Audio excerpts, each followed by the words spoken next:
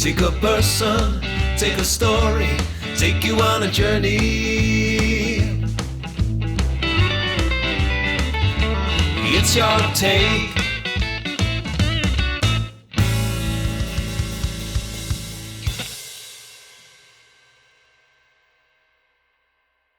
On today's Your Take, I'm joined by two bandmates. My guests are members of the US band Sweet Leda, a group of musicians who blend new school funk, psychedelic rock, soul and pop, and have been described as a female-fronted, soul-based Led Zeppelin meets the Chili Peppers. Led by a charismatic frontwoman, the band have released 2 albums, performed at music festivals, had their music featured in TV and feature films, and to date have won 4 Tri-State Indie Music Awards. The band are currently working on their 3rd studio album. They've collaborated with studio engineers and producers who have worked with the Black Keys, the Arctic Monkeys, Beck, Jay-Z, and Dr. John. They also team up with acclaimed saxophonist Ron Holloway, who has an authentic jazz and R&B pedigree and has worked with Dizzy Gillespie, Gil Scott-Heron, Little Feat, and Root Boy Slim. Today I'm joined by singer Julie Cymek and bass player Jaime Horrigan from the band Sweet Leda. We discuss their musical roots, life on the road, collaborations with musicians and producers, critical acclaim, and what to expect from their new album. A very warm Your Take welcome. Thanks for joining me. Good afternoon. Thank you so much. Thank you. Thank you. A good afternoon where you are from, and obviously early evening here. It's 9 o'clock. Oh, okay, yeah. Lots and lots to talk about musically, how you met, how you formed as a band, and all your musical endeavors. Can we rewind and go back to begin with to the very beginnings? I wanted to begin by asking you both where you were born, and can you just give us an insight into what your childhood was like, and give us a background on your parents, what they did for a living, and do you both have siblings? All right. Thank you for having us, by the way. This is it's always an honor to be in a position to where somebody wants to hear about us. So so thank you. Yeah, likewise. Thank you kindly. Sure. I can start. I am from Baltimore. I've always only lived in Maryland. A few different parts. High school up in Bel Air, and we live in Anne Arundel County, really close to Annapolis, which has a adorable, wonderful, super supportive music scene. We love it. What's funny is there really wasn't much music in my house when we grew up. I had to kind of find my own way, and I'm very grateful that I did, but I don't really know how that I did. I have to give my parents, though, a shout out. You know, they both worked full time and were very, very busy taking care of myself and my brother, who's 9 years older and about 8 feet taller. But one day, like I would kind of go to the neighbor's house, my friend Jennifer's house, and plunk around on her piano, and I started figuring out some stuff. And her parents called mine and said, "Oh, your daughter Julie can play the piano so well." And my mom said, "No, I think you're confused. Julie doesn't play the piano." And she said, "No, you should come over." And yeah, I mean, I was just sort of figuring things out, but I'm sure every parent has that fear where, oh God, I want to like support my kid, but I also don't want to buy them a piano and then have them quit it in a month. Like, crap, what do I do? And you know what? They took the leap. They bought a piano, and they got me piano lessons and really nurtured that love, and I'm so grateful for that. And I always loved chorus. So I guess singing in choirs, and in high school, we had a wonderful choral director. He was really, really terrific. And he really pushed me when he was out sick, he would tell the substitute, just leave Julie Cymek in charge, she'll run the class. So I was supported, and pushed in that way. But I mean, we never listened to music. My parents didn't really talk about like having favorite artists. We didn't go to concerts. Really, one of my first introductions into the concept of like local music was seeing a band when I was about 21 years old in college. And that's how I ended up meeting Jamie. So we can get that, we can get to that later if you'd like, but yeah, I just had to, I don't know, I guess it's just music is kind of in me, and I'm so glad that I figured it out, and I've explored it, and here we are. We'll come on shortly to how you both met one another, but same question directed to you, Jamie, just to find out background on your family upbringing, what your childhood was like, and what did your parents do for a living? Oh yeah, you never talked about what your parents do for a living. Yeah, my mother taught high school English for 46 years. She's clearly crazy. And then my father was an accountant. So they were always very busy working.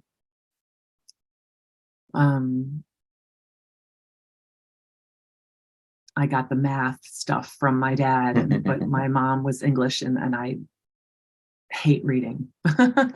She still can't quite do it. Makes her laugh. Come closer to me. Okay. Yes. Okay, so I too was born in Baltimore. I've mostly lived around this area, between Baltimore, the suburbs of Baltimore, and then the Eastern Shore. So growing up, my mom lived on the Eastern Shore, which is much more rural, farm country, marshes, and then yeah, my father over and on the Western Shore of the Chesapeake Bay. Let's see, my childhood, I had I guess I had an interesting childhood because I grew up in two homes. I lived with my mother, where I was an only child, and it was just myself and my mother. And then I also lived with my father and stepmother and three half brothers. I say half brothers, but really I grew up with them, so they're my brothers. I actually just had lunch with one of them today.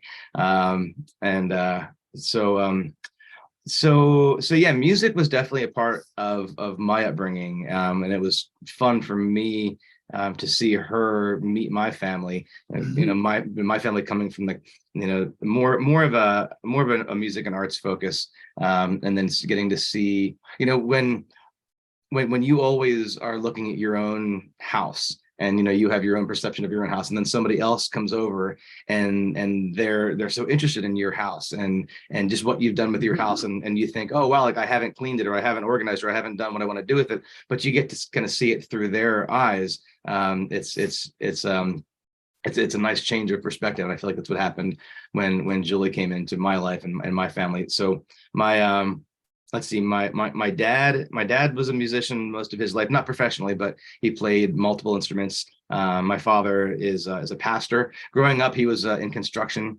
And then when I was a teenager, he became a pastor, and he's always played piano in church, since then. My stepmother played instruments and sang. My mother never played a musical instrument in her life until I guess it would have been like her late 40s. And another sidebar that we can go down is how we formed a family band with Julie, myself, my mom, and my stepfather. So my mom had never played a musical instrument before until we kind of roped her in, much later in life. But I always remember as a kid how my mom was always so into music and just always had so much love and appreciation for music. And I can picture as a kid growing up, she always had vinyl, a vinyl record player, even before it came back into fashion within the past decade or so. I remember as a kid, she had quite the vinyl collection, and huge Beatles fan, definitely raised me on Beatles, Motown, that kind of stuff. But I can remember her having me lay down in the living room on the floor, like directly in between the two speakers, just to truly appreciate the stereo mix. And so, she wasn't a musician, she wasn't an engineer, but she just had that true appreciation for music in that way. So I definitely I feel very fortunate to have grown up with parents who played instruments and or always had a deep appreciation for music. Interesting so far, because Julie's kind of mentioned that music was almost absent in a sort of family life, that music wasn't being played around the household. It was almost her own discovery of music. And you've obviously discussed about all this musical influence and coming from a musical family that played instruments. I wanted to ask you both, what music inspired you both to want to actually play instruments and actually go on to pursue a career as musicians? Well, it all started with choir with me, and at the end of high school, I was in that choir room, I think 3 hours a day. I was either singing or I was an assistant. I mean, I wanted any like elective time to be in there. And then in college, I was in an a cappella group of like 16-ish people, kind of like how they do on the Sing Off.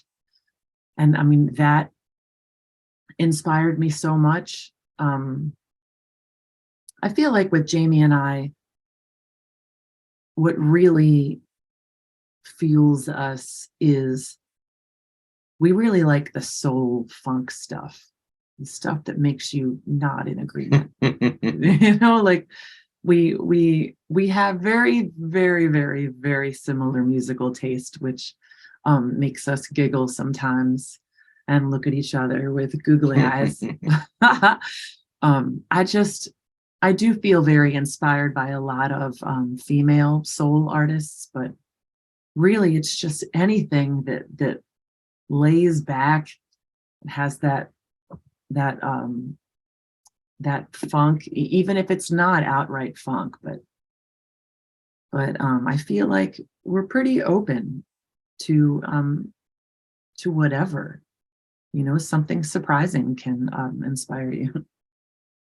Jamie, you spoke about being raised on classic pop music, the Beatles, which is obviously a great starter, and the classic tunes that came out of Motown. But what was the music that you discovered and really wanted you to, pick up an instrument and actually pursue a career as a full-time musician, whether it be solo or in a band?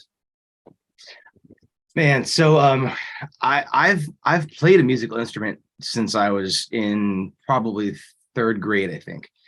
So I've always played music, but I played cello in third and fourth grade.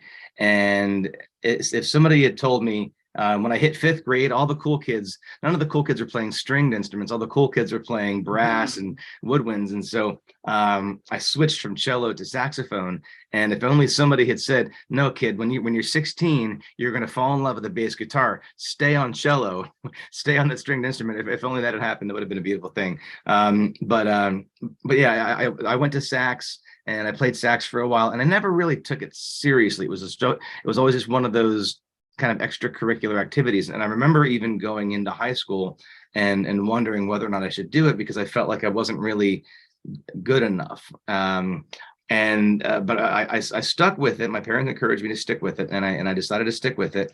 And then when I got to high school, I discovered marching band. And at first, I thought I was out of my league. When I first got into marching band, the idea of I had never needed to memorize music before. I learned how to read the sheet music in front of me. And I get to high school and I get to marching band, and I have to learn these field shows and walk from point A to point B 100 times and memorize the music. And I thought, there's no way. And I remember pretty much coming home crying to my mom, like, I can't do this. And she helped me stick through it. And once I got the hang of it, marching band completely changed things for me. It gave me a circle of friends. I always say the marching band, I wouldn't have survived high school if it wasn't for marching band in that community.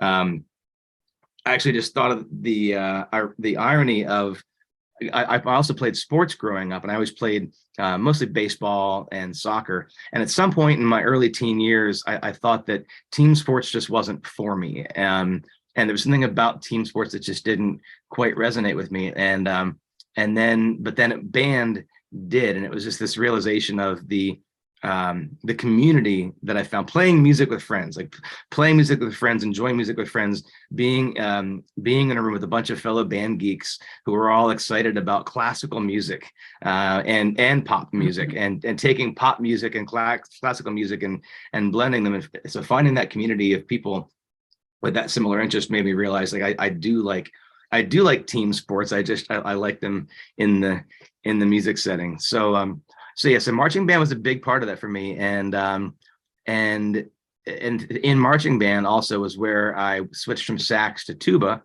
And then it was tuba that led me over to bass guitar at 16. And so it was around my mid-teen years that it all really started to click. And I really started to realize, like, this is something that I actually have serious passion for and want to do.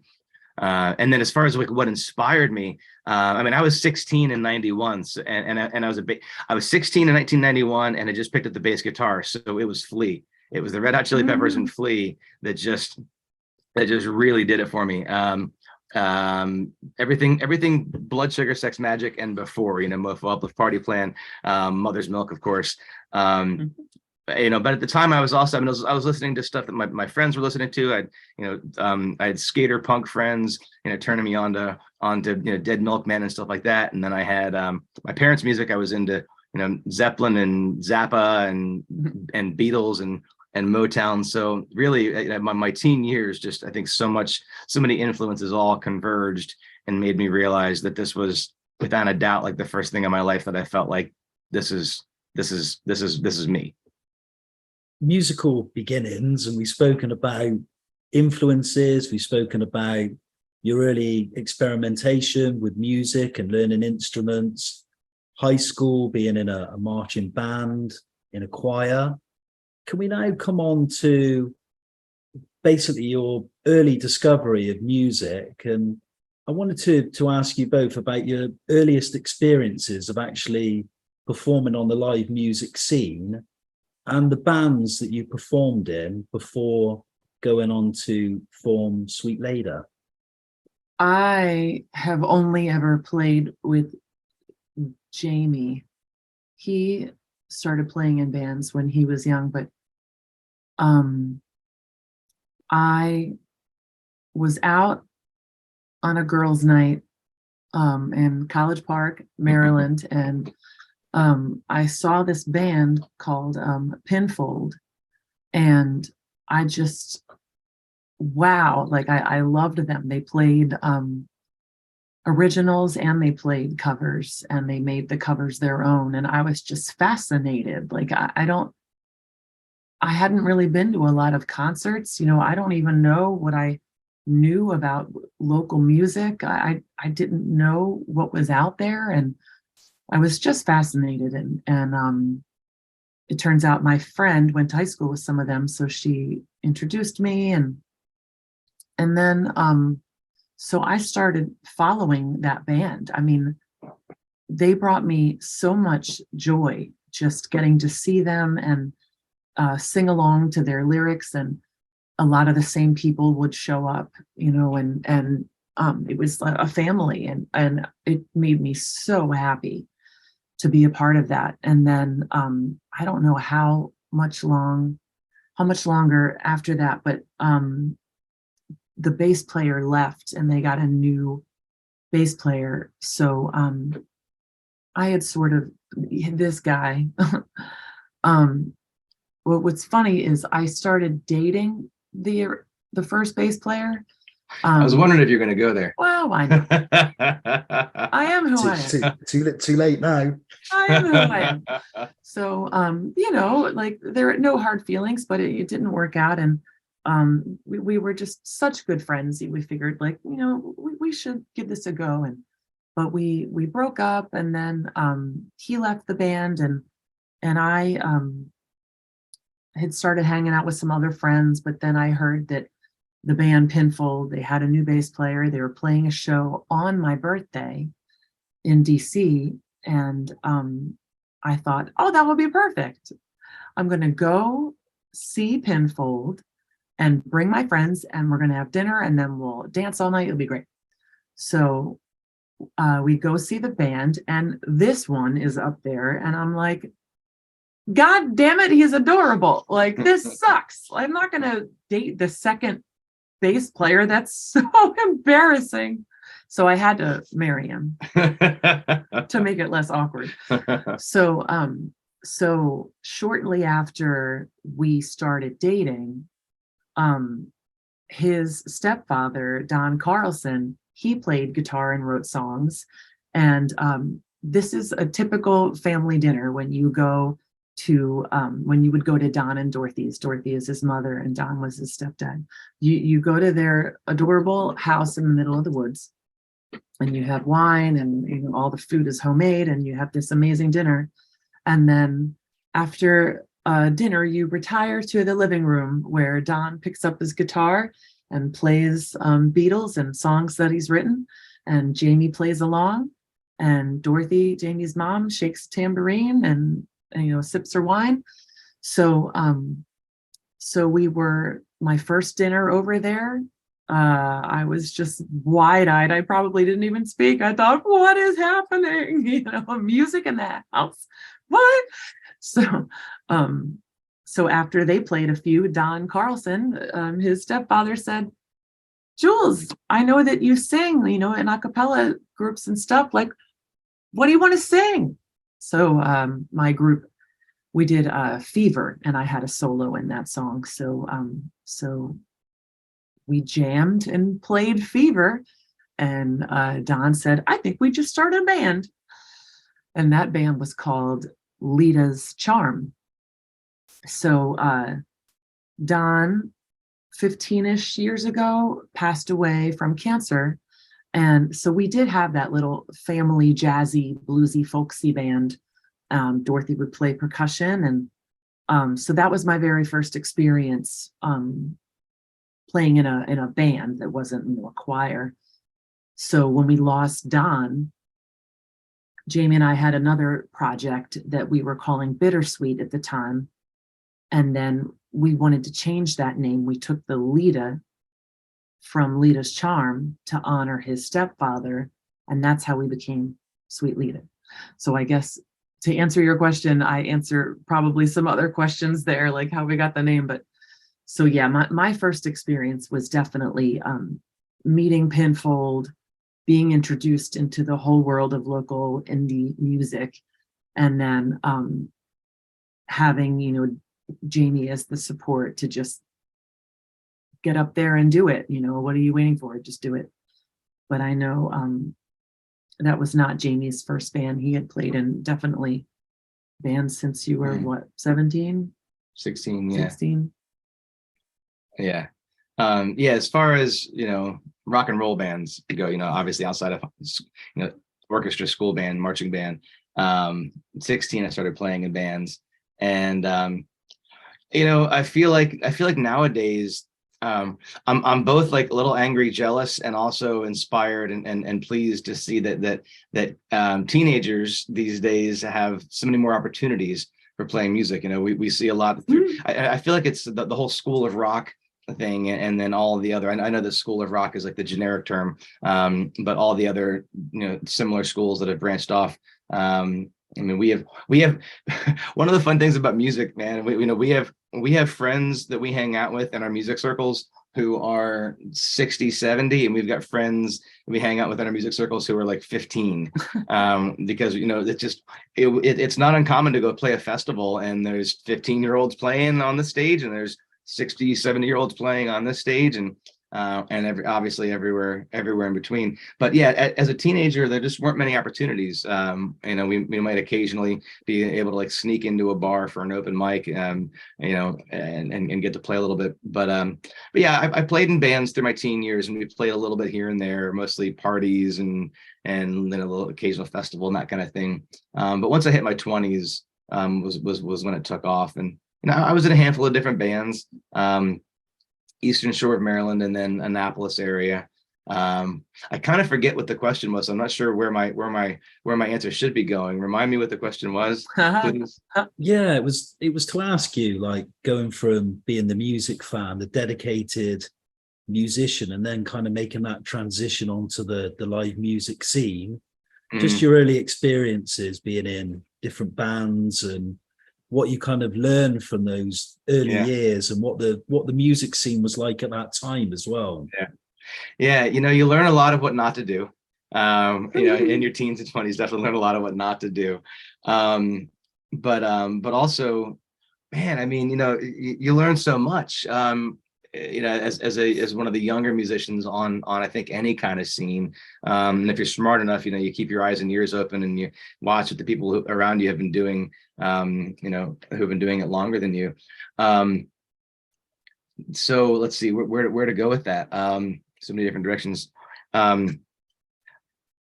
It was hitting the Annapolis scene, I think, was the key for me. The Annapolis music scene. I moved into downtown Annapolis when I was barely 18 years old, and I hadn't even unpacked all of my stuff into the house that I was moving into when a couple of guys who I had played with before pulled up, double parked their car on Duke of Gloucester out in front of the house, and helped me carry my bass and my bass amp out, and hopped in the car and went off and jammed with a bunch of guys and ended up in a band, within a few hours of being there. And we would play around town a little bit. And the number of musicians in the Annapolis music scene back then was pretty wild. And looking back on it now, I feel like it's no bigger than it is today. But back then it looked so big. Meeting these musicians who have been doing it, playing shows, and then getting into that scene, being so welcomed by so many people in the Annapolis music scene.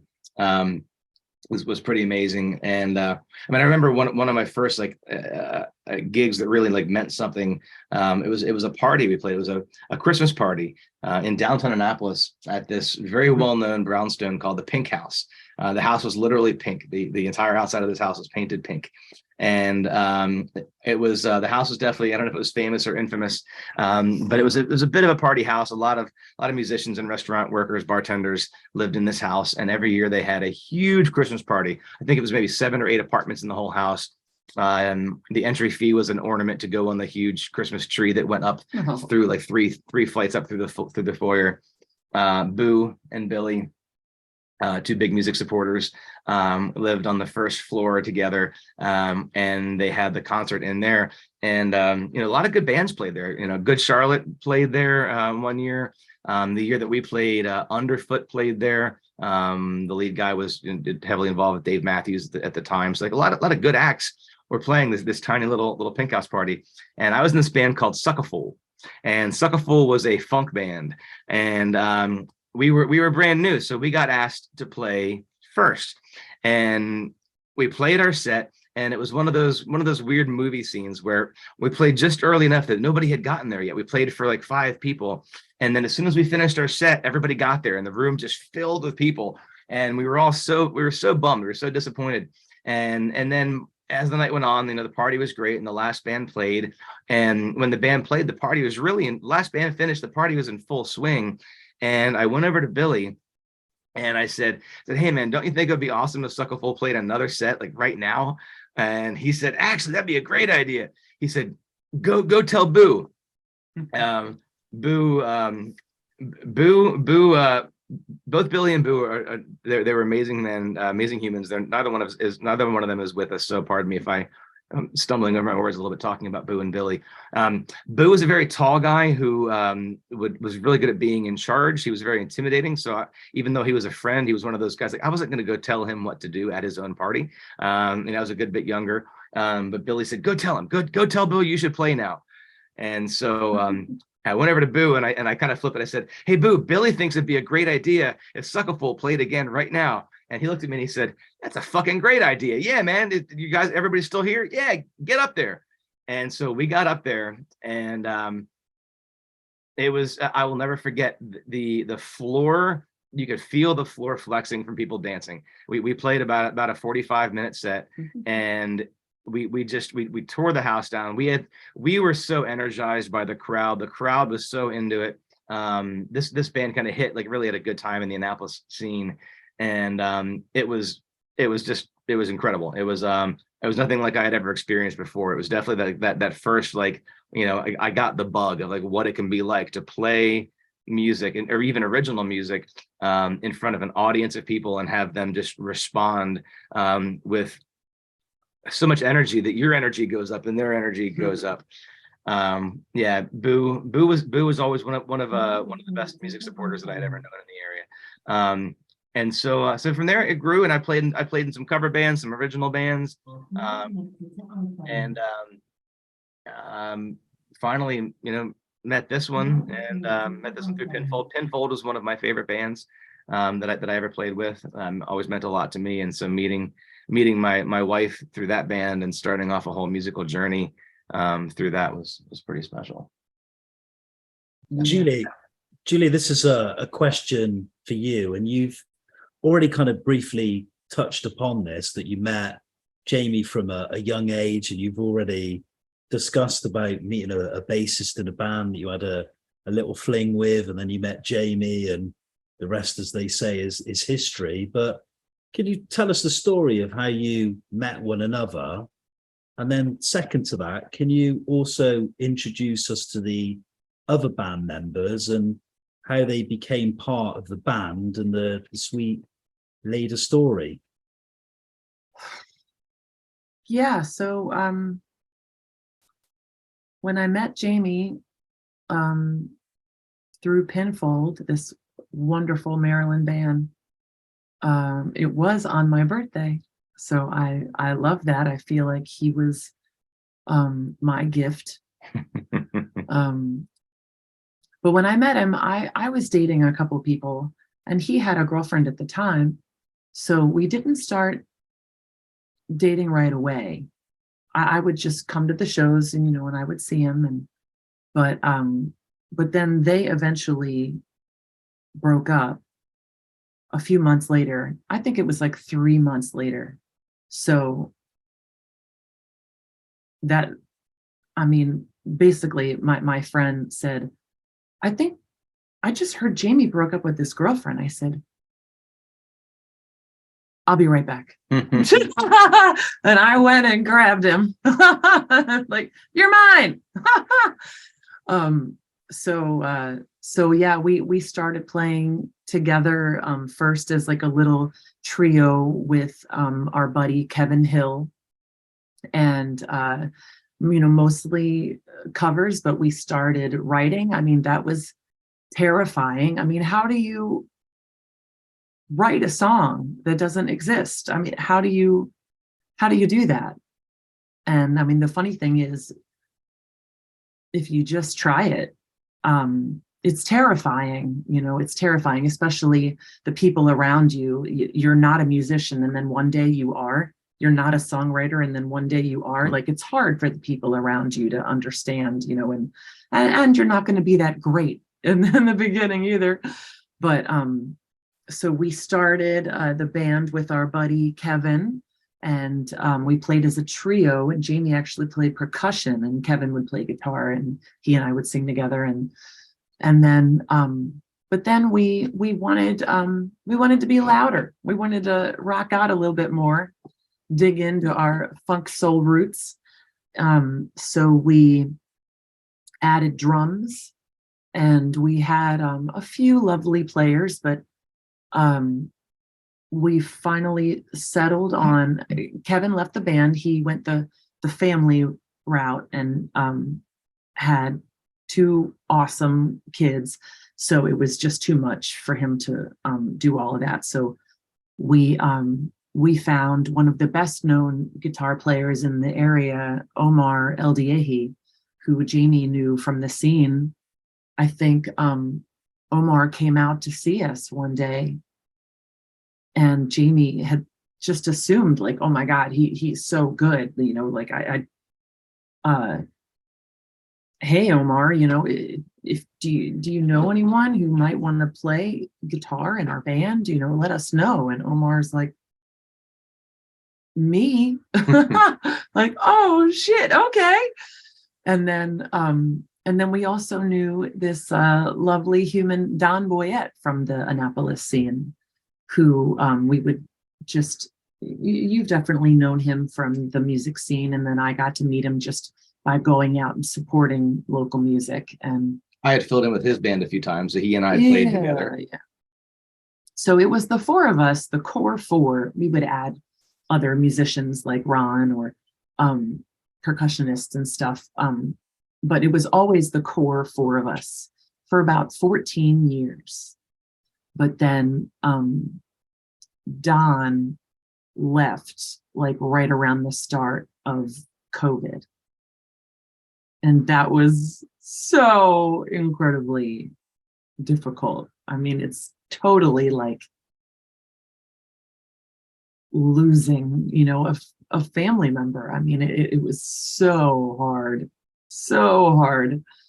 But we've been playing with a lot of different drummers lately, Laura from Mama's Black Sheep being one of them, and it's been really fun because each one brings something different to the table, you know, like it's been really interesting having different sounds now.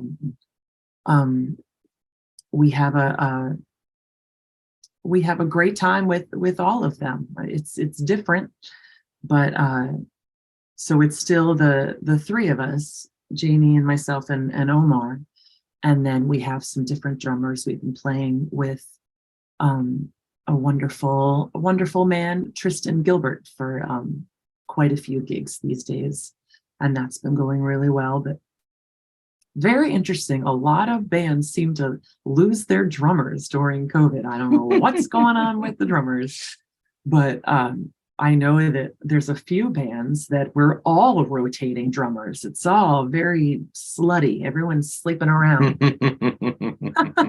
They're just hoeing it. The backstory of how you met and an introduction into the band members and musicians you've collaborated with. Jamie, I wanted to ask you when the band was actually formed, and I wanted to also ask you, are you currently represented by an agent or a publisher? And can you tell us how over time you've managed to build your fan base, and how do you go about releasing and publicizing your music? Man, so I mean, the band formed when Jules and I met. You know, as she mentioned, we started as an acoustic group, and then developed. I think we really developed into a band around the time that we changed the name from Bittersweet to Sweet Leda. I feel like that's really the origins of the band. And so now, you know, 15, 16, 17, 18. Been 18 years to have kept almost the same lineup, to have kept the same lineup for 14 years, and then almost the same lineup now for going on 18 years is really something. We're not we've always been self-represented. Boo, who I mentioned earlier, he was a music professional for a long time too. He always said to me that you know, you need an agent. You need an agent when you hit a certain point where you're not able to book all your own shows, and you need a manager when you've got an agent giving you so much stuff that you can't keep up with. And so you know, we've worked with a lot of agents, but we've always found that we like booking ourselves. We like managing ourselves, and you know, we live in a world where that's doable nowadays. because you can market yourself through the internet. Again, back to when I was a teenager, and we didn't have those tools, and we just didn't have all those same resources. But nowadays, being able to market and promote yourself is much more doable on your own. We defining success, defining when you've made it, or when you've gotten to where you want to get, it's so subjective. Sorry, let me turn this thing off back here. Background noise will drive me nuts.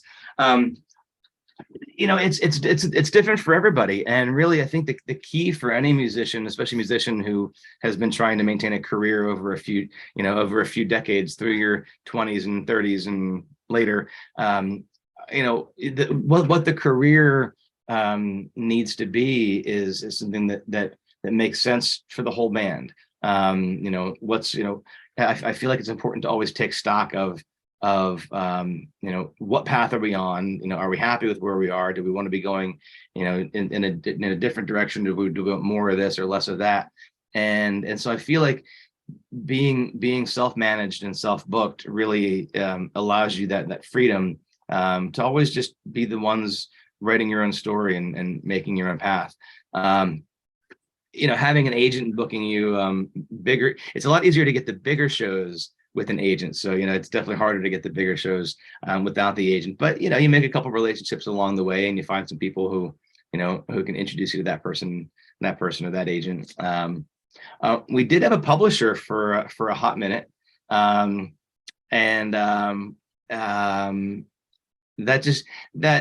Their company fizzled out. We enjoyed working with them. They were very helpful because we got a very interesting placement offer when we had publishers, and it was the first time that we had just signed with them. We'd only been with this publishing agency for a few months, and I get a random email from a show in the UK, and it was a new series called Hootin' and the Lady, and it was apparently a little bit of a modern day like kind of Indiana Jones kind of thing. And the music supervisor for Hootin' and the Lady had come across us on Spotify and thought that one of our songs would be great for the end of this one show. And so, all the music placements we had done up to date, up to that point, had all been kind of easy for us to negotiate and manage. But this one was overseas. And so we knew that came with some different challenges. And so it was really fun when I realized this is a legit offer, and this is something worth pursuing. It was really fun to be able to say, talk to my people. Right. So for that, publishers, yes, that one little moment in time, having a publishing company who could take care of that for us. But otherwise, most of the placements have just kind of come naturally, through different relationships. For anybody watching this who is interested, we are open to working with a new publishing company in the near future, and we're always willing to take meetings with new agents. Nice little advertisement there from the business side of music, and being able to make your own creative and business decisions without that sort of third-party interference, and also taking a split of the money as well. We move on now to the role of the front woman, the lead vocalist. And Julie, I wanted to ask you, you're known for your stage antics, a commanding voice and strong stage presence. Do you think it's important to have showmanship and engage with the audience? And are there any styles of music you most enjoy performing on stage, and why?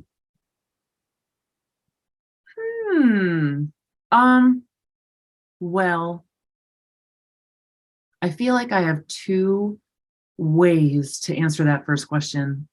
I've definitely learned that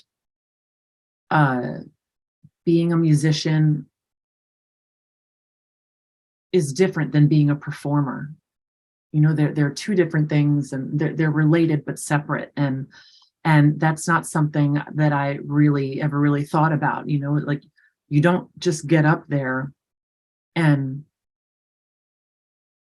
play song number 1 and then play song number 2 and then play song number 3. You know, that it's so much more than that.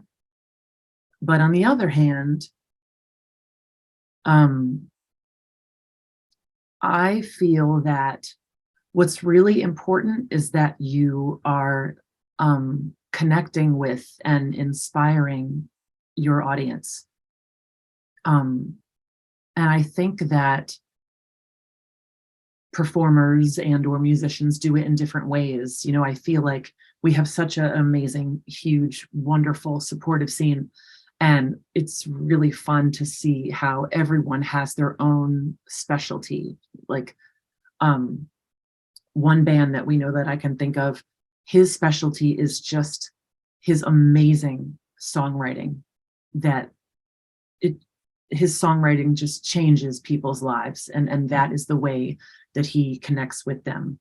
Another person I can think of, they are just an incredible performer. I've never seen anything like it on our like local regional level. It's just the way that he can command an audience and inspire. He makes you laugh, he makes you cry.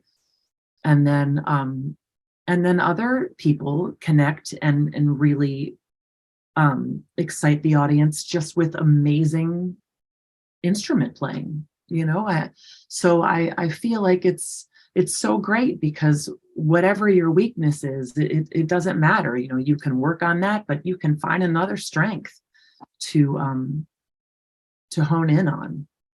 So I love being energetic on stage, and it's been weird because I was very shy when I was a kid. So that's been strange, you know, not really wanting to be seen, and all of a sudden knowing that people are staring at me. Oh, it's been awful and wonderful. So yeah, go ahead. Interestingly, as a front person, were there any women performers or even men that you were particularly drawn to or modeled your performances on? Was there anyone you were particularly magnetized by and you would say were an inspiration in terms of the way they could just grab an audience or had that ability to just entertain a crowd and engage with them? I think that I guess I found myself being very moved by a lot of female soul musicians. Like I really started digging into years ago, Erykah Badu, Christina Aguilera, Joss Stone, lately Leanne La Havas, a huge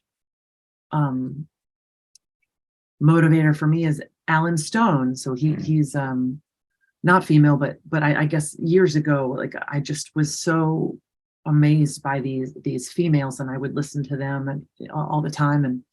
But really, I mean, now I feel like it's just anyone who makes me feel I'm really drawn to them. And these days I feel very inspired by our peers, our colleagues, our local musicians. There's so many of us, and this weekend we finally have a weekend off, and you can bet that we're going to be spending as much of that weekend going out to support local musicians that weekend. And I not only, of course, love, to be there for them, but it inspires us. It's so encouraging to see other people doing it, and you can always learn something from someone. But yeah, I think I can be drawn to the females who are doing it, because there's definitely not as many of us. We've definitely played a lot of festivals and a lot of like all day gigs where like I'm the girl. That's it. But I feel like those the numbers are starting to change. We are seeing more and more females, which is lovely. A question for you both again, and I want to talk about songwriting because we briefly mentioned it earlier on. Who is responsible for writing and composing your songs, and do you as a collective all kind of chip in with song lyrics and composing music? And can you also talk about the albums you've released so far, including Let It In and Need the Music, and discuss the personnel you've worked with who've recorded, engineered, and produced those albums? We write very collaboratively. It might not always start the same way. Sometimes Omar shows up with an idea, but we definitely write our own parts. So I'm always on the melody and the lyrics, and Jamie will write his parts, and we might have ideas to share, but we really seem to own our own parts. And we were just doing some writing last night. Sometimes I write a chorus in the car when I'm driving, and I'll turn off the radio and at a stoplight or something, I'll try to record, a quick sing it into my phone, and then I'll bring it to practice, and then we build on it from there. And same thing with Jamie. Sometimes he just has a bass line. He was just saying, you can be running scales sometimes and then just hear something in a certain way and then start digging in, and you have this beautiful bass line that you have to do something with. So it doesn't always start the same way, but we write very, very much together. The one of the things that I really like is where inspiration strikes in so many different ways. And I've noticed that sometimes, like if Omar has a different Omar's a quirky guy in so many levels, talented guitarists often are. But he'll show up one day, and he's got, of course, just like most guitarists, he has a ton of guitars, and probably a lot of them really aren't set up in proper shape for playing live. But he hasn't played it in a while, so he'll grab one and bring it over for practice. And we've been playing together for 17 years, and he'll pull out a guitar that we've never seen before, and he'll have this weird guitar, and it has a different sound, and it just he's going to naturally play differently. And when you play differently, like all of a sudden you play different. And like I noticed this, like if I pick up a different bass, like also I'll play, you adapt a little bit to the instrument, and you end up playing differently. And when you do that, you might stumble onto something that you wouldn't have played on the instrument that you play every day. And so sometimes it's just something as simple as you pick up a different instrument, and all of a sudden you stumble onto something that you like the sound of.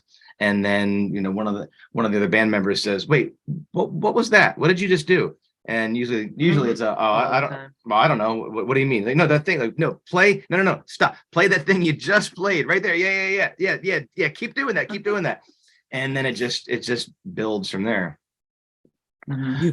You've produced the 2 albums so far, and shortly we'll come on to the 3rd one. But you've worked with some highly experienced studio engineers, mixers, producers.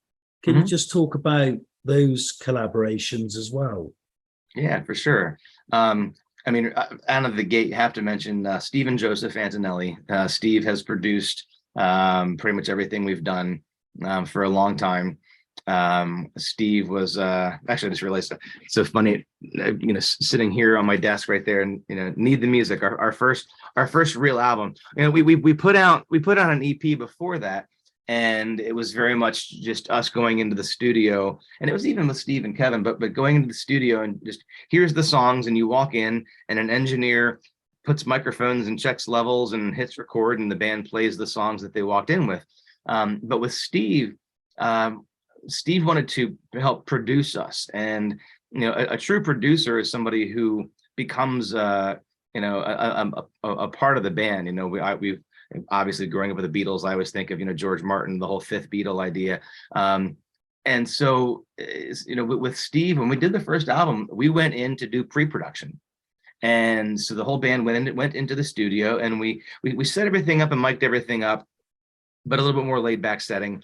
And we tracked, I think we tracked like 18 songs and then a whole bunch of jams. And then from there we started whittling it down, and we would take a look at, okay, like these 7 songs work really well. Maybe we'll, adjust this or this just a little bit. These songs, let's take a look at these songs. There was one song, Let Them Go, on that's on Need the Music. That Let Them Go we used to play as more of a blues rock song. And Steve said it's a little bit more like, it's a little bit more just blues rock that I'd see from like a blues band than a bar. It's not so much as it's not you. And so, well, how could we make this more you? And we were messing around with it, and he gave the drummer the idea of, he said, what if you played something kind of like John Mayer's Waiting on the World to Change, like that drum beat. I forget which drummer that was, if that was Steve Jordan. Anyway, so what if you played something kind of like that? And Don started playing the groove, kind of in that vein, not the exact same drum part, but in that vein.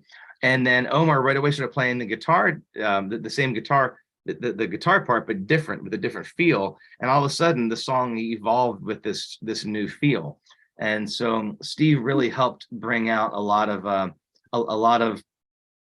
different ideas out of us, and helped us with that first album to kind of find a real cohesive sound, so that when we were finished, when we took it from 18 songs and a bunch of jams down to 12 tracks, that it was a really cohesive album.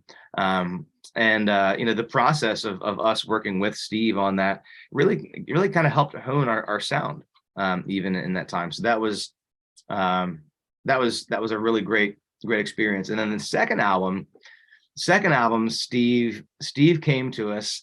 He came to see a show at the 8x10 in Baltimore, and we played a set. And after the set, Steve came up to me, and he was so inspired. He jabbed me in the chest with his fingers, and he's like, "You guys are a fucking live band." He said, "I need to figure out." He said, "Next album, we have to figure out how to capture this live energy that you have in the studio, because people listen to the first album and it's great, but they, as much as they can like that album, they're not prepared for what they're going to see live, the energy that you guys have live." And at this point, we've been playing together for 10 years or 8 years or whatever. And so he said, "We're going to do this live in the studio." And he had been working with a little bit here and there with this engineer who goes by the name Irko, IRKO, Irko. And Irko was a hip hop producer who had come and seen us and was really liked us a lot. And so Steve and Irko devised this idea that they were going to work together to produce us live. Irko has some really interesting credits. I mean, he's working with Snoop Dogg. I mean, he's working with, he works with so many people in the hip hop industry. It's insanely, it's too many to list. But here's this hip hop producer who said, okay, he's going to engineer it, Steve's going to produce, and Irko is going to engineer and mix, and we're going to record the whole thing live. And so we live, yes. And so we decided if we're going to do this way, then we should record to 2-inch tape. We should do it on an analog SSL board to 2-inch tape, and then master analog, and then release on vinyl. And so that was the process. We identified Right Way Studios in Baltimore as a really great place where we could record in a nice large live room. They built a little makeshift vocal booth so that Julie could be slightly isolated from the band, but everybody was in one room, so there was going to be bleed. There was, you were going to hear a little bit of the drums in the vocal mic and a little bit of the bass in the guitar mic, and that's how it used to be done. And that just means that the band has to be tight. And it's all about capturing the moment and capturing everybody together. And so we did that. We practiced. We did pre-production. We made sure we knew what songs we were doing, and the arrangements were tight. And then we went into the studio, and over the course of 3 days, tracked everything completely live. And then the scariest part was mixing analog. And so nowadays, almost anybody watching this can relate. Most people understand, the basic ideas of like, what you have to work with on a computer these days, where you can lay down a track and then another track and then another track and then another track, and then you can walk away and you can come back and you can tweak it and then walk away and come back. There's always going to be a saved file that you can always come back to and change and undo. But when you're mixing live and analog, you can't do that. It's a board. It's a board with masking tape, across the front, with all the tracks labeled. And so Irko would mix a track, and then he would send it to us at the end of the day, and we would listen, and we would make notes, and we would send him the notes. And then the next morning he would come in, and he would adjust based on our one round of notes, and then he would print that song, and then he would wipe the board clean and move on to the next song. And so if he didn't get it right on that second pass, then we would be mixing the entire song over again from scratch. So we did one song a day for, I guess it was, just over a week and a half. That was rough. And talking about just making yourself commit to a process, and to being okay with trusting your engineer, trusting your producer, and also just I feel like part of it was just honoring the process of the musicians that we grew up listening to. This is how they did it. This is how it was done. In fact, most of it was done with less microphones and less channels than we have, and less tools than we have to work with today. So part of the second album was just honoring that process. Julie, let's move on to the third album, the new offering. The band are currently working on that album, but can you tell us when it will be completed and released? And can you give us a flavour of what the album might sound like, and also the musicians involved? We are so close. We are so close. We went a little experimental, and knowing, with COVID, like, all expectations are at the door. Let's just take our time, and we used to be more stressed. Everything has to be done today. What's going on? Like, okay, no, like, let's just relax. Like, we're playing shows. We're making music. Let's just relax, and when it comes out, it comes out. So we are so almost there. I do think that releasing something now compared to when we released Let It In, it is a different world. It's so much more digital.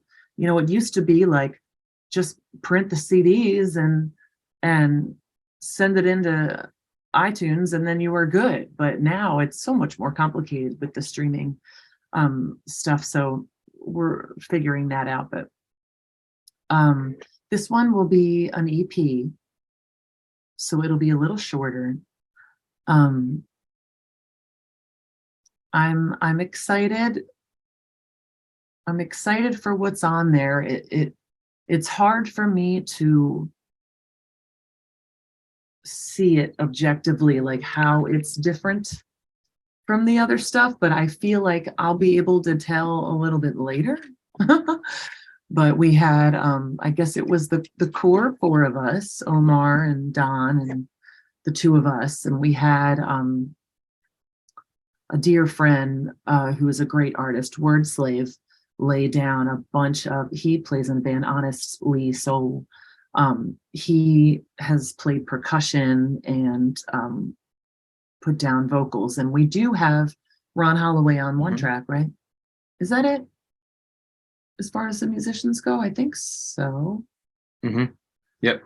But it's any day, but we really want to start cranking them out more. So we got together last night, and I think that we almost finished a new song. We're thinking EPs, shorter albums, might help us get these songs out faster.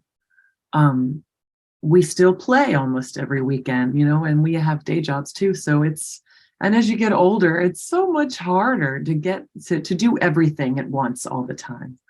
So we're excited to now that we have like a more of a regular drummer, and we spent a year or two onboarding a bunch of different drummers and kind of in survival mode, keep the gigs going. But now I went through my phone where I record little ideas where we have at practice. Okay, we need to move on, like we're stuck, or it's 10:30, we have to go to bed or whatever. But I realized we have so many 50% written songs on my phone and in the emails. We just spoke last night, and we're very excited that once we release this one, it's gonna be called Try to Hold On. And that's the name of a song. That one is on YouTube. That is definitely my favorite song that we've ever written. Absolutely my favorite. What's funny is I wrote the chorus and then we didn't finish writing the song. We kept trying and it just wasn't right. I think it was like 6 years later we finally finished it. So I guess good things come to those who wait. Mm-hmm. So yeah, Try to Hold On is almost ready. I mean, days, weeks, whatever, months away because of the holidays. And then, but then I think we're feeling really good about finishing what we've started and keep on writing, and I'm excited. We're in a good place. Next, I want to talk about an incredible musician you've mentioned a couple of times with great fondness, and that is collaborating regularly with tenor saxophonist Ron Holloway, who's played with so many great names: Dizzy Gillespie, the tremendous band Little Feat, Gil Scott-Heron, and Root Boy Slim. How did you meet Ron, and what do you think he brings to the band? And can you also tell us about your love of jazz and how it's been used and infused in the music you perform? Ron brings jokes. So many jokes. So many jokes. Ron has a lot of great Dizzy Gillespie stories, and most of them are about how much of a prankster Dizzy Gillespie was. And I'm sure a lot of that rubbed off on Ron, but Ron also just has a wonderfully playful and goofy personality. So I feel like he'd probably be just as much of a joker had it not been for Dizzy, but I'm sure that Dizzy rubbed off on him in a good way. We met Ron. You met him before. I met Ron. Yeah, I met Ron playing a show. Henry. I had a regular Monday night gig with a really great player in Annapolis named Mike McHenry, and Ron had popped into one of those shows once. And at the end of the night, the band had packed up, and Ron stuck around and was hanging out talking. And the bar was closing, so the bartender's like, "We love you, but you got to go, so we can go home." And Ron looks at us and says, "Hey, I just came from a Tedeschi Trucks recording session. I've got some rough mixes in my car. You guys want to go listen to them?"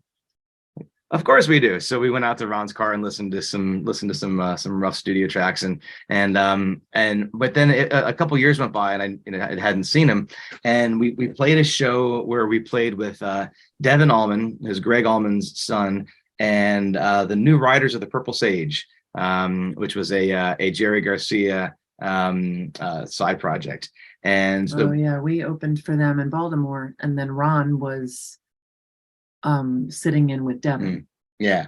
And so Ron, we hit it off, and we exchanged info, and it was one of those guys where he was, we know that we're hanging out with a living legend. I mean, he's the guy's such an amazing musical career that he's had. And so we're just trying to play it cool. We're just, we're trying to not overstay our welcome, talk too long or whatever. But he was just, I think, if the venue hadn't kicked us out, we'd still be there, at 10 years later. Devin kept bringing me shots. Right. I must have had at least 6 shots of tequila. So I was trying to hold it together, but we did that, like, "Oh yeah, Ron, like, let's play together sometime." Sure. Like, he's not going to play with us. But But right, this guy's not going to call me. I don't know. A few months later, he was a member of the Warren Haynes band, and he called us and said, "Hey guys, remember me? It's Ron." Warren Haynes is actually on tour this summer with Government Mule, so I have some availability. You know, do you guys want to get together and play some shows? And that was crazy. I mean, that was over 10 years ago. I can't believe it. I was not expecting that, but Ron, I mean, he just wants to play music. He doesn't care if you're famous or not. Like, he just wants to get up there and play. So our first gig was a gig in Baltimore. The show went, we didn't even practice. The show went so well that we played late, and we said, look, you know, we told you we were only playing till 10 or whatever, you know, so if you want to pack on up. He's like, what the hell? I'm having a good time. You know, let's keep it rolling. So that was a great memory. But his first gig with us was a 5-hour gig. Yeah, yeah, it was so just long. Yeah, and he just But it was crushed amazing. it. Yeah.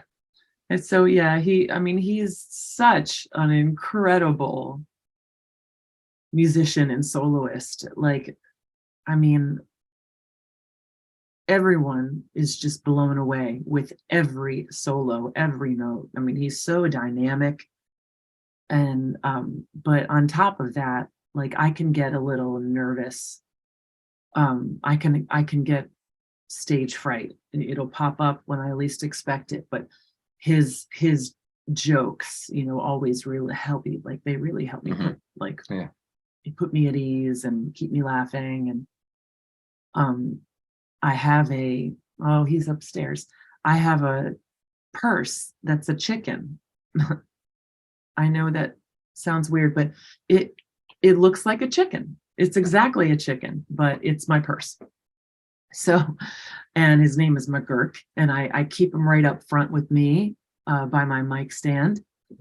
And I don't know if it was between songs, or maybe Omar was playing a solo, and Ron came up to me, Julie, I don't want to alarm you, but I think your purse just moved. He has these great one-liners, you know, where you just, like, everything is, his delivery is just amazing. So yeah, we've been so fortunate to get to know him. And I had a segue. Yeah, take it. Jazz, you mentioned jazz. The love and the influence of jazz music as well. Yeah. You know, I feel like I'm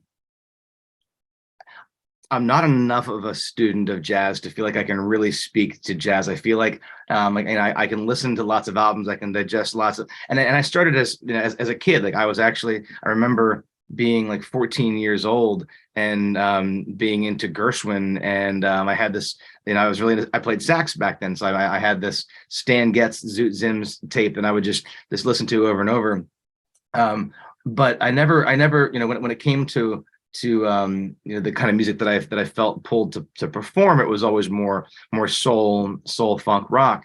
And you know, jazz was a big part of also just, you know, the high school marching band and stuff. But I guess my segue is that Ron has played with Dizzy Gillespie, who I also, you know, was a big fan of, even from a young age. And then he also plays with like bands like us, like Warren Haynes, Tedeschi Trucks. But then he also plays with bands like Cabinet, which is more of a bluegrass based band. Mm-hmm. And what's wild is that when you listen to Ron playing with all these different bands, it's from my perception, it's not that he's not necessarily playing that different. It's not like this is how Ron plays with the jazz band, and this is how Ron plays with the rock band, and this is how Ron plays with the bluegrass band. It's his voice, and how that translates so seamlessly across a wide range of genres has been really interesting to absorb. You know, he and I have had some really interesting conversations about Dizzy and about Gil Scott-Heron, Root Boy Slim, which of course, completely different direction, and Hendrix. Like Ron loves Hendrix, and talking to somebody who you feel like this person came up on this jazz scene, but he seems to be just as enamored with what Jimi Hendrix did with his guitar as what Dizzy Gillespie did with his trumpet. And so I guess the influence on me is that there's genres and there's styles for sure, but it's all just music, and it's all different languages, but derivative from one somehow somewhere from one root language, which is just communicating through notes, through song. And so I feel like the jazz influence for me really is it's just as much, it's more about feel and how something makes me feel, and feel in terms of emotion, but also feel in terms of like groove and tempo and cadence. And I've realized like I can have similar connections and responses to it, whether it's jazz or whether it's bluegrass. One final question, and then we come on to that moment, that stage in the interview where we ask all your take guests the same final questions to wrap up the interview, and also find out stuff we maybe not established during our conversation. But lastly, question to you both: outside of music, what are your interests and hobbies? And I also wanted to ask you, Julie mentioned earlier on that you've also got day jobs. How difficult is it to have that balance of having to do the day job, but also wanting to pursue your creative endeavors as well? Oh, it's awful. I'm so sleepy. Someone save me. I write math textbooks and I love it, but I'm exhausted. It's a lot. We have a lot of friends who do it full time, and I really hate them on Monday when they get to play gigs and then get their head on straight on Monday, and I can't do that. So, but it's a scary world. I mean, someone can cancel your gig like that, so it's our choice, but it's hard. And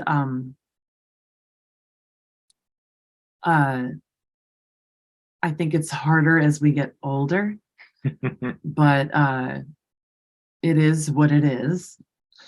Do you want to say what you do? Yeah, I mean, echoing her answer, it's definitely challenging. It's definitely challenging. But I also think part of it too is just it's a little bit of who we are. Every once in a while we talk about, man, our schedule is so full, but there's nobody else booking our schedule but us. I mean, I wonder if we didn't have two jobs, if we would really be working any less than we do now. I don't know. My day job, I run a company that does sound for film. So it's audio related, but it's not so much music. It's more about editing dialogue, sound design, sound effects editing, and then Foley art and sound mixing for films and series work. And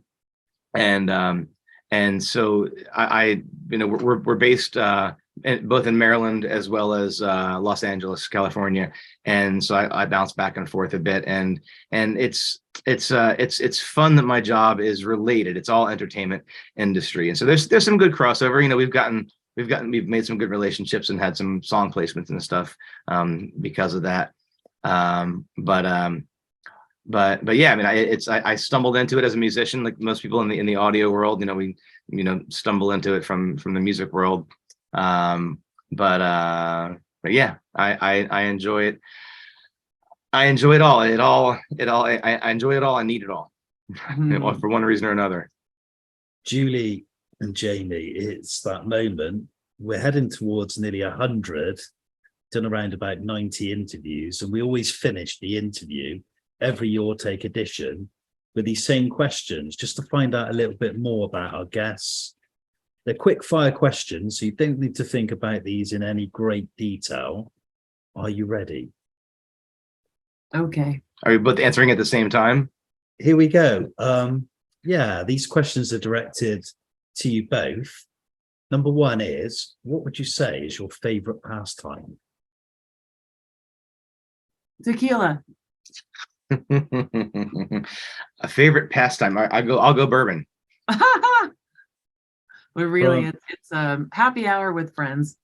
Happy hour and hard drinking goes perfectly with music, goes perfectly with the downfall of most rock musicians. We go from hard drinking now to cinema. You mentioned a bit about film, and you mentioned about your job of Foley, sound and composition of film soundtracks. But what would you say is your favorite film and why? Billy Madison, because it's the best one. That's you don't have to overthink it. You just enjoy it. That's Adam Sandler, am I right? Yeah. I don't like the stressful, feel your emotions stuff. I just want to laugh at ridiculousness. I honestly could not think of a favorite movie. I do like so much because I work in film every single day. One of my favorite genres for what we do is documentary, and mostly because I get to know these documentary filmmakers, and I get to meet them while they're somewhere in the process of making their film. And I've always maintained that one of my favorite questions to ask these documentary filmmakers as I'm getting to know them is, how did you come across this story? Like what compelled you to make this documentary? And there's a lot of these filmmakers, it's their first film. It's somebody who they weren't a filmmaker. They just somehow ended up making this documentary. So I feel like the story, the filmmaker's story of how they came to be making this documentary is often as interesting, sometimes not more interesting than the documentary itself. And so that's, I in that world, like I live very much in that practical world. So when it comes to entertainment, like just entertainment, I like fantasy. I like things that are I like things with magical elements to them. I'm a big fan of the Harry Potter world, more so the books than the movies, but the movies, I love the movies too. The whole Marvel cinematic universe, I love all this stuff, and I grew up with comic books and stuff. So Marvel, DC, and I like to unwind, with stuff that's in that fantasy world. I'm with you on the documentary form. I think it's fascinating, and I think sometimes with real life stories, they can be stranger and a lot more interesting than fiction. We go from cinema now to novelists. Who would you say is your favorite novelist? Pass. I don't read. Some books that you have enjoyed, though. Well, whenever I get on an airplane, I will read a book, and it's the same book. It's Bossy Pants by Tina Fey, and I love it. Sometimes I'll go wild and I'll read the Amy Schumer book, but I don't know. I read when I was a kid, and I as soon as I hit A Tale of Two Cities, I said, I hate this, and I stopped. So for me, again, like a favorite, a singular favorite is always difficult for me. I mentioned Harry Potter, so I am a big fan of the Harry Potter series. Definitely a fan of J.K. Rowling's writings and the worlds that she's built. A book that I read most recently that I really, really loved is it's called The Water Dancer by Ta-Nehisi Coates. And it was one of those where, when that book was finished, I immediately was looking up the author and reading more about his works, and just immediately going to his next book. If you could have chosen a different profession, away from creativity, outside of music, what would it have been? It could still be in the creative industries, in fairness, but what would you have chosen as a different profession? I do think that I'm a big fan of the show 30 Rock, and every time we watch it, I think I should have been an actress on that show, or I should have been behind the scenes. I feel like I could be a pretty good actress because I'm a bit of an empath, and I think that I could do a pretty good job at acting. I think that would be really fun. And she's also a natural voiceover artist, so that supports that too. Yeah. Man, to be Thanks, honest, buddy. I don't know that I've ever been able to picture myself doing anything outside of what I'm doing. I feel like I'm the kind of person that I can find joy in things that I didn't know that I would have. I managed a kayak shop in Annapolis for a long time. I had never had any intentions of going into that, but I love a that. great chef. I do love to cook. I did work in kitchens when I was younger. I could maybe see myself as a chef, maybe more like the food truck style where you get to kind of do your own thing. Part of me also wants to be a venue owner. I would love to own a venue. Part of me also wants to be a documentary filmmaker. So I mean, I don't know. I guess it's the I want to be a famous princess astronaut. Who doesn't? Next, who would you cite as the greatest inspiration in your life?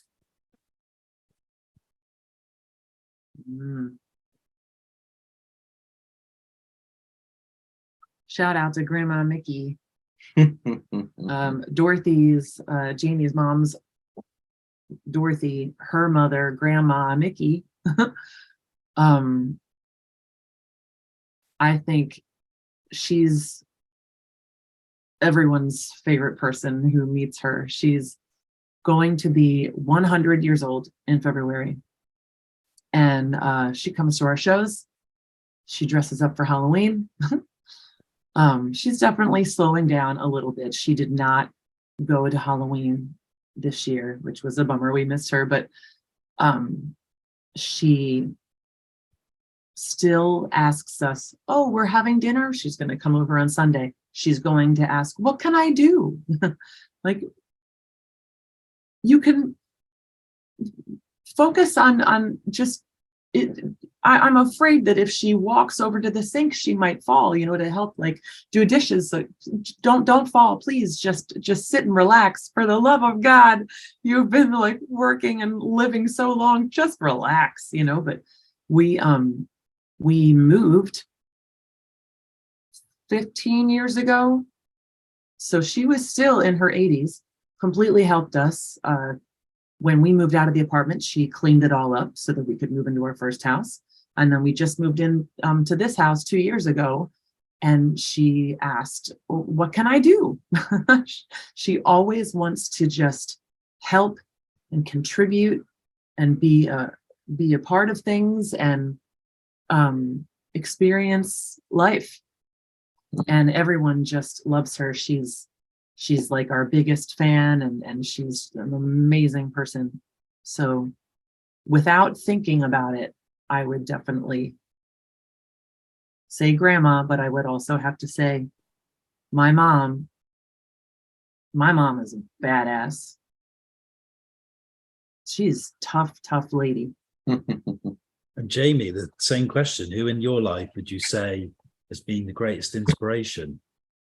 I mean, yeah, not to copy off of her or be too cliche, but my mother is probably, and if I had to choose one, I'm pretty blessed with I've had a lot of supportive parents. I've had 4 supportive parents throughout my life. But my mother seems to have such a knack for just living her life to be there for other people. She's just always it seems like everything that she does is for other people. It's almost rare that you see her do anything that's just for her. And really, if she does anything that's just for her, it's doing something for someone else, is what she does for her. So somebody being able to live as unconditionally supportively and selflessly as she does is pretty impressive. The daily newspaper now, but do you read a daily newspaper? And if so, which one? Mm-mm. I do the Wordle every day. I've been crushing it lately, just so you know. We'll skip newspapers and we'll move on now to food. And Jamie said in another lifetime you may have been a professional chef, but what would you say is your favorite food? It's pizza for me, which is funny because we are very into healthy cooking. I might even say that my second favorite thing is like a really good vegan meal. It's easy to make pizza good. Bad pizza is still good. But when you can make, I would get so excited if a really great vegan chef were to cook for us. Like I would be over the moon, so excited. Mm-hmm. But first, pizza. Yeah. Sushi, definitely a big one for me. And even though, yes, as much as I love eating vegan and love eating healthy, most of the time, if I'm going to have an indulgent dinner, then I want sushi or steak. Mm-hmm. We get all our guests to choose their favorite cultural icon. It could maybe be a religious leader, maybe a writer, someone influential, maybe a political figure, someone maybe from all walks of life. But who would you say is your favorite cultural icon? I would say that it changes, with the time. I'm sure I would answer that differently 20 years ago, 18 years ago, 10 years ago. So I also I'm surprised how many of these questions I've answered with an answer, because I don't like to pick favorite things. Yeah. Because so many people are inspiring and so many foods are delicious. And so I hate to choose one, because then I feel like I would be leaving all of them out. But I sure do love the people who are dedicated to just making people feel better mentally, just giving them a reason to get up in the morning, someone who can just inspire. And there are so many of them. I feel like they would have the most special place in my heart. Jamie, who would you select as a favorite cultural icon? I like what Jules said about the fact that it definitely it changes over the years. So I will say that one of the most constants through my life is Flea, the bass player from the Red Hot Chili Peppers. So I mentioned earlier, it was a big influence. Flea, hit me at 16, and even though I'm more prone to listening to the older Chili Peppers, I've always liked his stylings over the years, and now through social media, like following him on Instagram and seeing his energy, his love for playing music still seems the same as it did when I first saw videos of him 30 years ago. And also, he's an avid writer and reader, and he's very involved with raising money for young children's musical education, children's music programs. And so yeah, I would say that if I would have to pick somebody who's been consistent for me over the years, it would be Flea. And I feel like that's something I would have articulated before being asked the question, which is interesting. We spoke about this off air. I want you now to choose your favorite curse word. What would it be and why? Fuck. It just feels good. I think that the hard The hard K. consonants, man. Yes, it's just it's a strong word. It can be used in so many different ways. Yeah. What about you? Is there from someone living in Bristol? You know, I love hearing people from your neck of the woods cuss. I'm a big fan of a good potty mouth. I like it. Do you know what? Kind of one I've used a lot recently. I was going through a bit of a phase in my life recently where I had a lot of difficulties going on in my personal life, which I won't bring into the interview, which I found frustrating.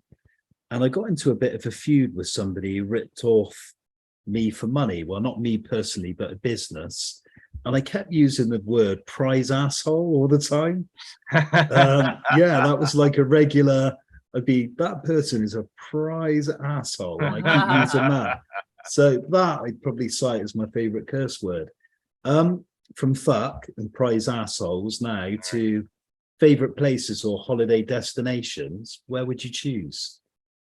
Ooh. Well, I think our favorite place is Puerto Rico. Like if we have a time for a vacation, that's where we go. We haven't been to Italy yet. I have a feeling that's gonna get right up there once we finally get to go. But actually, when I was in my college a cappella group, my friend in that group, Monique, she was Puerto Rican. Her father and grandma lived in Puerto Rico. So she said, when I was like, I don't know, 19 years old, or she said, Jules, I'm going to see my family for like 10 days for spring break. Do you want to come? So the answer was yes. And she showed me around the entire island for 10 days. And it was just incredible. The just loveliest place. So Jamie's first time there, we went with his family, and then he completely fell in love with everything about it. So we've been back probably 5 times. Wow. Right? Yeah, we just love it. Going again in February.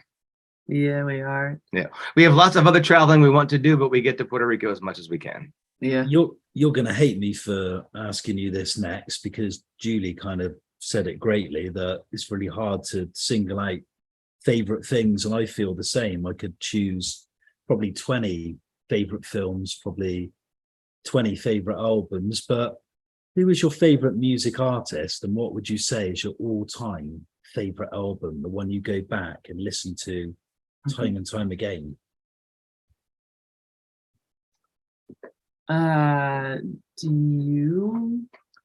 Would you say that it's the Beatles for you, or can't name an all-time favorite? I really can't. Beatles are up there.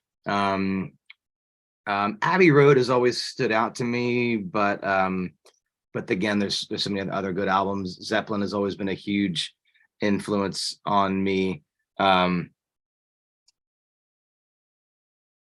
Yeah, I couldn't pick a favorite. I mean, we've albums. I feel like I've listened to Little Feat's "Waiting for Columbus" maybe as many times as I've listened to any other album.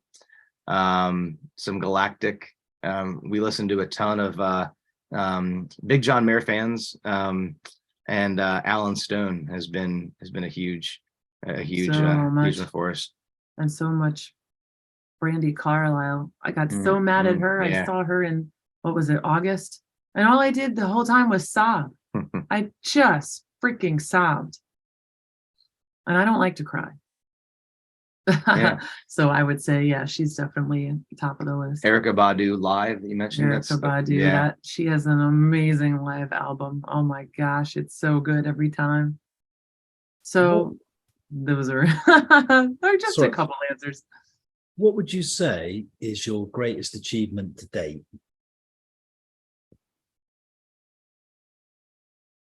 This one. I thought that's what you were referring to. Yeah. I mean, I don't even know. And when I agree to that, I'm not agreeing with that I'm her greatest. She's my greatest. Yes, I am your greatest achievement. Congratulations. We are coming up on our 17-year wedding anniversary. And the other day I Many was just like, congratulations. aha, thanks. The other day we were talking about it and I thought, wow, any time before you just feels like fake. So fake. The fact that we get to play music is incredible. The fact that we get to do it together is just nuts. You know, the indescribable feeling of playing a great show, knowing that we know exactly how each other feels, seeing the incredible family that we have built with Sweet Leda, like the people who always show up and the musicians that we play with and their families, the bands that we get to play with. I mean, it's such an incredible family to be a part of, and a lot of people don't even really know about this local music scene and how powerful it is. I just love that you understand, because it would be a little lonely if you didn't. Mm-hmm. Yeah, ditto, same answer. Now we get to the final question, probably the most complex and the deepest. Julie Cymek, Jaime Horrigan, how do you both wish to be remembered? Oh, I want to be remembered for being kind. I want people to remember that I treated them well. And yourself, Yeah. Jamie? Yeah, that's a good answer. I mean,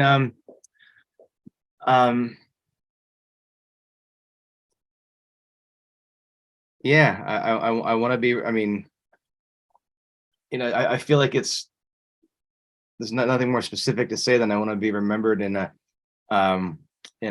positive light as someone who people genuinely enjoyed being around because of how I treat people, but also just you know. Yeah, I mean I feel like that's when I would need some time with that answer because to be articulate. I mean, how do you want to be remembered? And Famous I have a nice princess butt. astronaut. I Oh. want people to remember my butt. It's Mhm. lovely.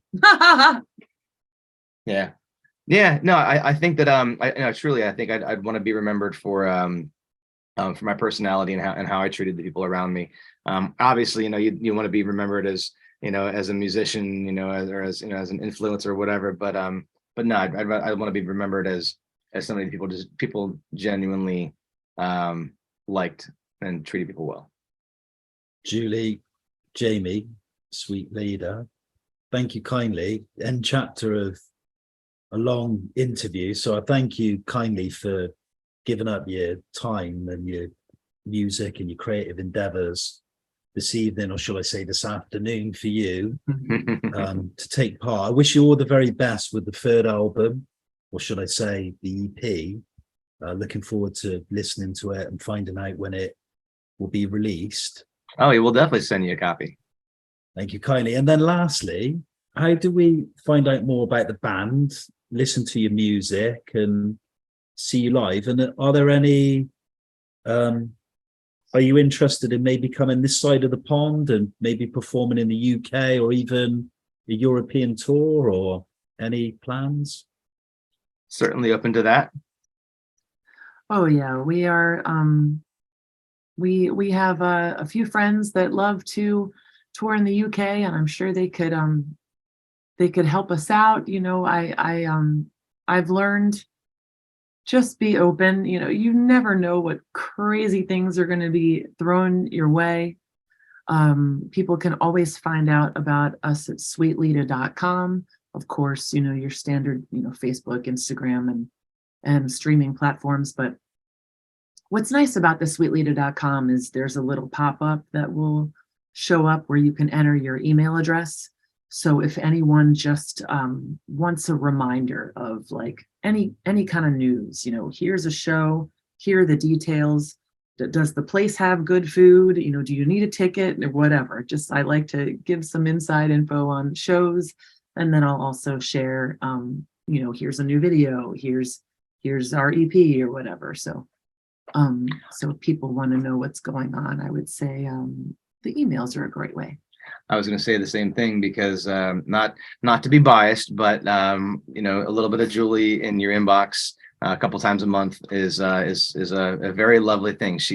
Her mailers are quite lovely to read, and she doesn't over email. She doesn't send too many. Yeah. Thank you kindly again for your time and being guests today on Your Take. Thank you so much for having us. It was lovely meeting you.